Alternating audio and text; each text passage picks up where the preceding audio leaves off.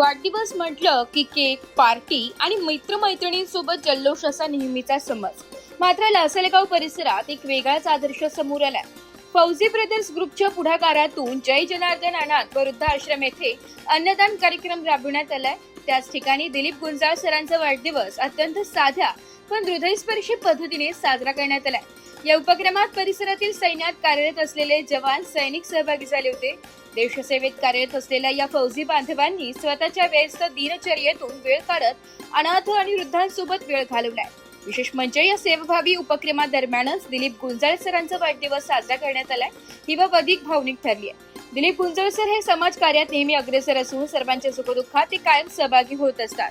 त्यांच्या कार्याचा गौरव म्हणूनच फौजी बांधवांकडून हा वाढदिवस अशा अनोख्या पद्धतीने साजरा करण्यात आलाय. या संकल्पनेमागे फौजी ब्रदर्स ग्रुपचे प्रमुख सोपान खाडे यांचीच कल्पना होती.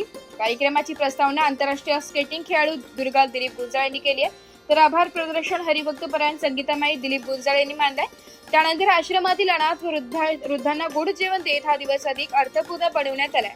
या उपक्रमात फौजी ब्रदर्स ग्रुपचे सदस्य सोपानदादा खाडे, ओमकार भोसले, अनिल माळी, सोनवणे दादा, योगेश्वर धाकराव, कुंदन भाऊसर, किसन गांगुडे, नितीन दरवणे, दीपक ठोंबरे, गणेश दराडे, सागर ठाकरे, सागर थोरात, आकाश खरात, कुणाल जेवघाले, अभिषेक सरोदे, विजय आनंद, महेश खुटे, सूरज गरड आदी उपस्थित होते.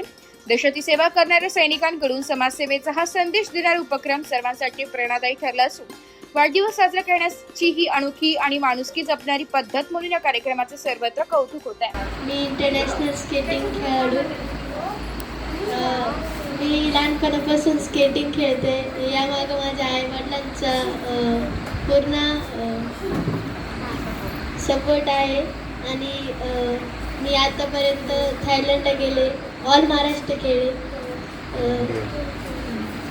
त्यांनी कुठेही कमी पडू दिलं नाही आणि या ठिकाणी पप्पांना मी वाढदिवसाच्या खूप खूप शुभेच्छा देते. आता मी वाढदिवसला जाणार आहे. पप्पा जे आपल्या सर्वांना शिकवतात ते खूप प्रेरणादायी आहे. पप्पांचं पुढील आयुष्य सुखाचं समृद्धीचं जावं, याच माझ्याकडून पप्पांना वाढदिवसाच्या खूप खूप शुभेच्छा. पहिल्यांदा म्हणतात ना, आपला पतीच आपला गुरु असावा. कारण आमचे बाबाजी सांगतात आणि सद्गुरू जनार्दन स्वामींनी सुद्धा सांगायचे की आपला नवरा म्हणजे त्या बाईचा गुरुच असतो, तिनं दुसरा गुरु करायची गरजच नाही. आणि खरंच माझा नवरा माझा गुरुच आहे. त्यांनी मला खरं तर वेळोवेळी मार्गदर्शन केलं. वेळोवेळी गाडीत जरी आम्ही प्रवास करत असलो तर मग पुढे जाऊन तुला काय बोलायचंय, कसं बोलायचंय हे देखील त्यांनी वेळोवेळी मार्गदर्शन करून आजपर्यंत इथपर्यंत कधी मी भांडले असेल, चिडले असेल, बोलले असेल. आता मला तर मी कधी कधी महिलांचं कसं असतं, सगळ्यांचा राग काढायचा पुढं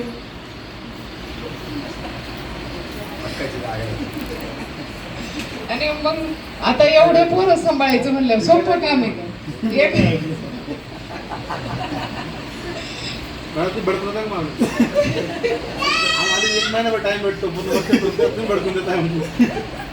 बडकून नाही द्यायचं. आता प्रत्येक स्त्रीचं तुम्ही महिन्यातून या, नाही तर 6 महिन्यातून या. हा, तुम्ही 6 महिन्यातून या, पण आम्ही आमचा अधिकार सोडणार नाही हो. भांडायचा, बोलायचा, चिडायचा ते कसं काय सोडणार आहे? नाही सोडणार. परंतु या सगळ्या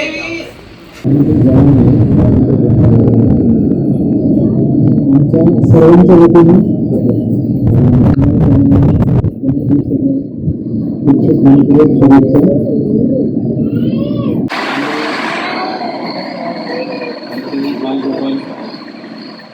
शुभेच्छा.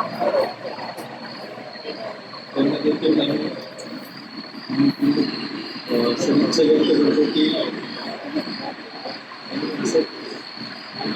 आनंदी राहायचं आहे. छान आपल्याला सर्व पहिल्यांदा आलो होतं. मी आधीच सुट्टीवरती आलो. हो, बऱ्याच दिवसाची इच्छा होती परत यायचं आणि आज तो योग लाभला मला. मी धन्यवाद देतो आमच्या सर्व टीमला. त्यांच्यामुळे हा योग आला. सर्व चिमुकल्यांचे जे निराधार आहेत त्यांना सर्वांना शुभेच्छा देतो की आपण खूप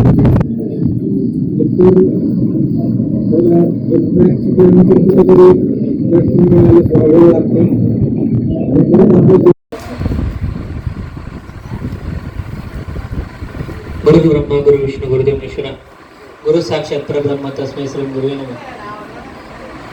आज आपल्या सर्वांचे पिताश्री हरिभक्त परायण दिलीप बाबूराव गुंजाळ म्हणजेच आपल्या सर्वांचे पिताश्री आज आपल्या पिताश्रींचा बघा मी पप्पांपेक्षा मोठा नाही आहे. शाळेतील मला शाळा असो कॉलेज असो त्या व्यतिरिक्त असो ज्या वेळेस मला कोणतीही अडचण आली ती खंबीरपणे माझ्या बापाने माझ्या पाठीशी उभं राहून ती पूर्ण केली किंवा प्रत्येक संकटातून उभरून नेण्याचं काम माझा बाप करत असतो. आणि आज त्याच बापाचा आज वाढदिवस आहे.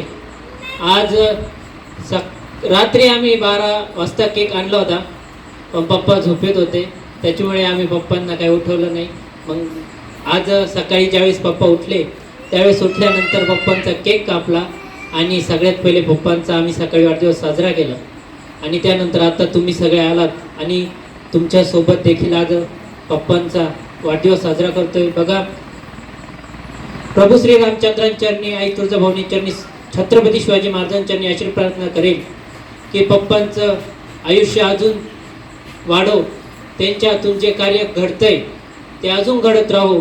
पप्पांचं तेज जसं सूर्याचं तेज प्रत्येक क्षणात झळकत राहतं तसंच पप्पांचं तेज आणि पप्पांचं कार्य हे झळकतंय आणि ते अजून जास्त प्रकारे झळकत राहो हेच मी महाराजांचरणी प्रार्थना करतो. आणि माझ्या बाबांना वाढदिवसाच्या पुनश्च एकदा कोटी कोटी शुभेच्छा देतो. जय श्रीराम जय गोमाता. धन्यवाद. ब्युरो रिपोर्ट नाशिक लोकशाही न्यूज नाशिक.